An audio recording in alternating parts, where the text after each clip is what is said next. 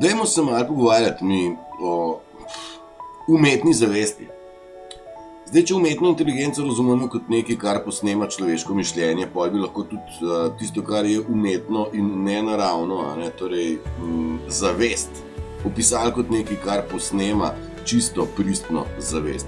Ampak ta ni čisto avtentično resnična.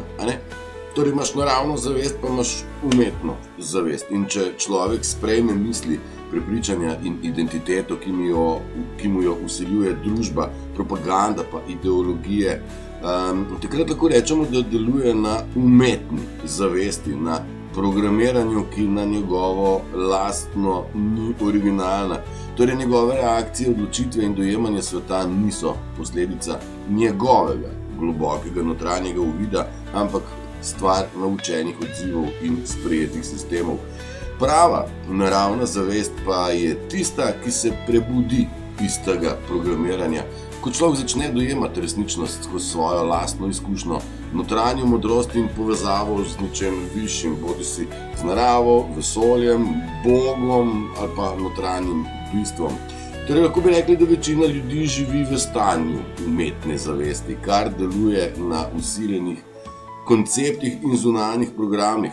Butalci pa, kakor vemo, prisegajo na zdravo pamet, kar pa pomeni, da jih nikakor ne moš sprogramirati. Ja, in ni enostavno ljudi deprogramirati, ker programiranje je skupek informacij in pa seveda čustveno in identitetno ter socialno zakoreninjeno.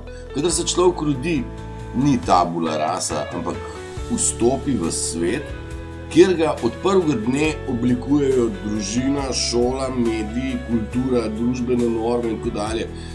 In to oblikovanje ni zgolj intelektualno, temveč temelji na strahovih, nagradah, kaznih in čustvenih navezavah. Zakaj je tako težko se deprogramirati? Ja, gre za to, da je neka vrsta strah pred izgubo identitete.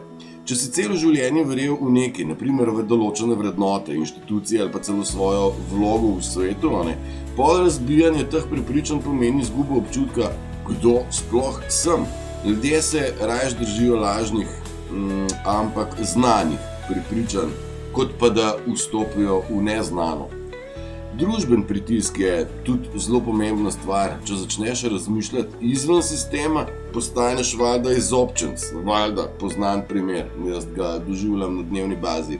Družba ne mara tistih, ki postavljajo preveč vprašanj. Boljše je, da ostaneš v čredi, kjer je toplo pa varno, čeprav čreda teče direkt v prepad. Tretja stvar so čustvene navezave. Zdaj večina programov je vsajena skozi močne čustvene izkušnje, torej prek družine, religije, izobraževanja in tako. In če se odmakneš od teh programov, se zdi, kakor da zavračaš ljudi, ki so te učili teh stvari. In kdo bi si želel razočarati lastne starše oziroma učitelje, Četrta stvar je še udobje in avtomatizem. Zdaj, razmišljanje zahteva energijo. Avtomatizirano življenje, kjer vsem slediš pravilom, pa je precej udobno, Ko se začneš deprogramirati, moraš vse premisliti na novo in to je naporno. Zasvojenost s sistemom je peta stvar, Si morate misliti, ljudje so dobesedno zasvojeni s sistemom in socialnimi omrežji, instant informacijami, instant zabavo, ugodnosti, lažni občutek varnosti. Čeprav globoko v sebi dobro vedo, da nekaj ne štima, se jim zdi pretežko izstopiti iz tega.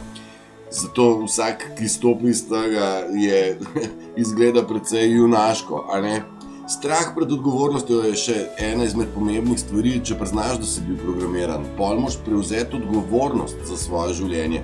To pa seveda pomeni, da ne moreš več kriviti politike pa sistema pa drugih ljudi in večina ljudi raje ostane v vlogi žrtve, kakor pa da bi prevzela nadzor nad svojim življenjem. No in evo, takole imamo zato tudi rešitev, butalski recept za deprogramiranje je radovednost, humor in pa zdrava pamet. A bo šlo? Ko lahko o nečem razmišljaš z neke distance, da se stvarem nasmejiš, začneš dvomiti in raziskovati, se začne tudi prava osvoboditev. Pa ne gre za to, da postaneš proti sistemu, ampak da postaneš samostojni mislec. In to je največja mora vsakega sistema. Zdaj veste, deprogramirati se bo treba, druge ni. Pa vse dobro, vsem.